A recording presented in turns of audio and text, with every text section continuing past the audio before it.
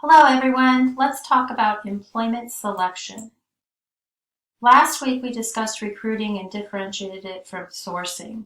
You had the opportunity to put together a recruitment strategy in week 3 and hopefully made some connections, some aha moments between the two modules.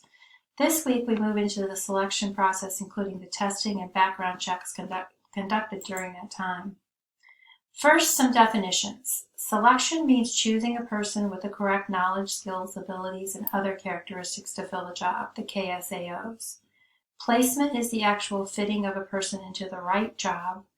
And from the information shared in some of our discussion posts, it sounds like there are some organizations with higher than the desired turnover, and this can come from putting the wrong person into a job. A good person, but in the wrong job. When we talk about fit in a job, we are talking about 3 types. Anyone who will be taking the HR certification exams will need to know these differences. There's person-organizational fit, and it's the congruence between the individual and the organization's mission, vision, goals, and culture. For example, if you are a non-smoker and do not like tobacco products, you would probably not be a good organizational fit for a tobacco company. Person-group fit is the congruence between the person and the unit that he or she will be working with. If you are a die-hard HR person and are put in the, say, operations or supply chain or finance department, you may not be a good fit, not a good group fit for that department. There's also person-job fit, and that's the congruence of the person with the tasks, whether the person has the KSAOs to perform those duties. Sometimes we can be really good at one thing, not so good at another, and so our person-job fit is not good for some positions. While hiring steps may differ company to company, here's a graph of the typical flow. We receive an application, interview the applicant, administer the pre-employment tests, conduct a background screening, schedule any physical or drug exams, and culminate with placing the new employee in the job.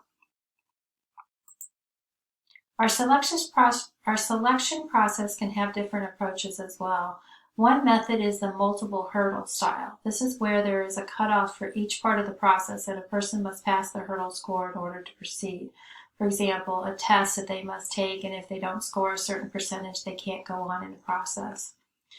In a compensatory approach, we score individuals at each stage: interview score, score for references, score on the tests, and we add them up for a total. The candidates with the highest scores are meant to be the final candidates.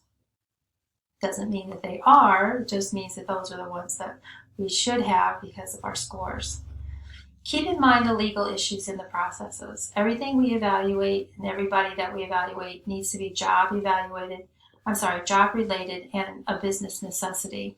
It is not why, if it is not, then why are we using it? Doing so can lead to discrimination and lawsuits. One of the most litigious areas of the selection process is when we test people. We have to make sure the tests are both reliable, which means repeatable with the same similar results, and valid, which means measure what they're intended to measure. There are various ways to establish validity shown here. What does the actual process to establish validity look like? This chart shows a good depiction of how we use the same steps on current employees as we do on applicants. Then we compare the scores to determine if our stages are valid. So we test our top performers, and then we test our applicants. And of course, we want applicants that are top performers. So we want the scores of the applicants to be as close to what our top performers scored. Same test, 2 different groups, and we're looking for similarities. More legal considerations are covered in our application's disclaimers and notices, and the standard ones are: the employment is at will, not contractual. References will be contacted. There may be testing. We also let applicants know how long their application will be kept and whether it will be used for consideration for other jobs. Sometimes it says we will keep your application, but for any new positions you need to submit a new application. And last but not least, we let applicants know that falsifying the application in any way may lead to immediate termination. On this slide are some of the questions and information that is illegal to gather during the hiring process. And something else to note is that the EEOC now requires that a resume equates to an application. It used to be that unless an application was completed, the individual was not considered an applicant, and therefore we didn't have to consider them. But that's changed within the last decade. And now if somebody submits a resume, it is as good as them submitting an application.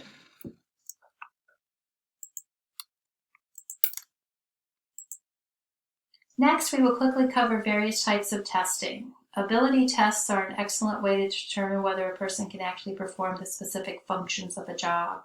Cognitive ability tests such as math tests, physical tests such as those for firefighters and police officers, work sample tests such as putting together a PowerPoint presentation as part of the interview, or an Excel test if that's what the job requires. And there are several others, all meant to determine if the person can perform what's required. Personality tests are also a strategy for some companies. They are controversial but proven effective when created and administered correctly. Here is one on the Big 5 personality test, which is popular in corporate America. It's one that I've used as well. Next, we talk a bit about interviewing. Interviews are typically conducted at 2 minimum levels, HR and the hiring manager, and sometimes a 3rd or even 4th interview depending on the level of the position and who must give buy-in or approval. The important thing to remember about interviewing is to ask the same questions to every applicant. This is called structured interviewing, and it is the best way to ensure we are not discriminatorily asking for different information or different amounts of information from applicants. Here's a decent chart on the differences between structured and unstructured selection interviews. When I say the interview should be structured, there are levels of structure. A semi-structured interview allows for broad topics, but the questions may not be pre-written. I really don't recommend this. The group interview can have either structured interview questions or unstructured. Again, I wouldn't recommend unstructured. And then there is the flat-out, non-directive interview, which the interviewer believes in having an open chat with a person and letting the conversation go where it will. This is the most dangerous type of interview in terms of being litigious. A quick Google search will present us with multiple articles and lists of possible interview questions, and here is yet just another example of some. Once we finish interviewing and testing, the final stage in the selection process is a background investigation. This is done after we make the job offer, but employment is contingent on acceptable background information. There's some information we are not allowed to gather before making an offer. The reason it is so important for us to conduct background checks is because of the legal liability we face if we hired someone with something on their background and we didn't check, or we just ignored it and the person caused harm that we could have foreseen. It would be negligent hiring. Okay, very quickly, I want to share what we typically put into a job offer. We could spend an entire week on this element alone. First, we typically offer the job verbally on the phone. It is also done in person in a final interview sometimes. Sometimes before you leave, they offer you the job. Not something I would recommend. We follow up the verbal offer with a formal written letter or email, and that document should be reviewed by legal counsel before you're sending it. The terms and conditions of employment are included, such as salary information, pay frequency, general overview of whether benefits are included, etc. Again, there are legal aspects of all of this information that you're offering.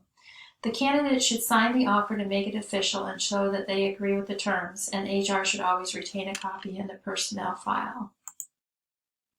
As we wrap up here, the assignments for the week include our discussion. You will choose 2 selection methods and compare and contrast them. Check out the full directions in the discussion prompt and be sure to write what will maximize your points in the rubric. There's no written assignment for the week. Let me know if you have any questions, and have a great week, everyone.